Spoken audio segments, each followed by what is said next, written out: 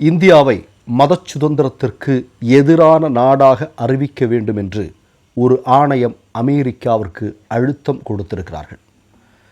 அதாவது உங்களுக்கெல்லாம் தெரியும், அமெரிக்காவில் இயங்கிக் கொண்டிருக்கக்கூடிய சர்வதேச மத சுதந்திரத்திற்கான ஆணையம் இவர்கள் 2025க்கான ஒரு அறிக்கை ஒன்றை வெளியிட்டிருக்கிறாங்க. அந்த அறிக்கையில் உலகத்தில் ஏறத்தாழ ஒரு 179 நாடுகள் இருக்குன்னு வச்சுங்களேன். இந்த 179 நாடுகளில் மத சுதந்திரத்திற்கு எதிரான நாடாக இந்தியா மாறிக்கொண்டிருக்கிறது. இந்தியா மாறிக்கொண்டிருக்கிறது அப்படின்னா மோடியினுடைய ஆட்சி அப்படி செயல்பட்டு கொண்டிருக்கிறது என்பதுதான் பொருள். சரியா? மோடி ஆட்சி பொறுப்பிற்கு வந்ததற்கு பிறகு ஆர்எஸ்எஸ் ஆட்சி இந்தியாவில் நடைபெற்று வருகிற இந்த காலகட்டத்தில் உலகிலேயே நல்லா பார்த்துங்க, உலகிலேயே மத சுதந்திரத்திற்கு எதிரான நாடாக இந்தியா மாற்றப்பட்டிருக்கிறது. அதற்காக நீங்கள் அமெரிக்கா உடனடியாக அதற்கு எதிராக அப்படிப்பட்ட நாடு அப்படிங்கிறத அறிவிக்க வேணும் அப்படின்னு சொல்லிட்டு இந்த ஆணையம் அமெரிக்காவிற்கு ஒரு அறிக்கையை தாக்கல் செய்திருக்கிறார்கள்.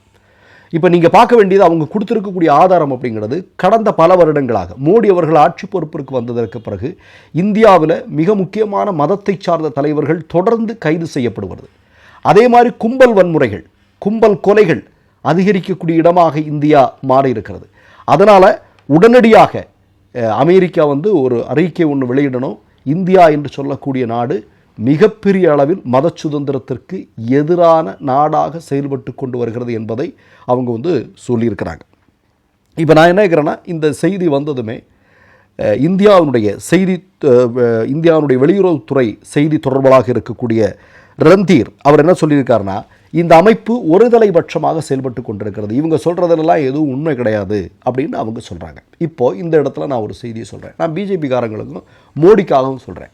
நேற்றுக்கு நடந்திருக்கக்கூடிய ஒரு செய்தி, டெல்லியில் நீங்கள் பார்த்தீங்கன்னா புதிதாக பிஜேபி ஆட்சி அங்கே ஆட்சி பொறுப்புக்கு வந்திருக்கிறது. இவங்க வந்ததுமே என்ன பண்ணியிருக்கிறாங்க தெரியுமா?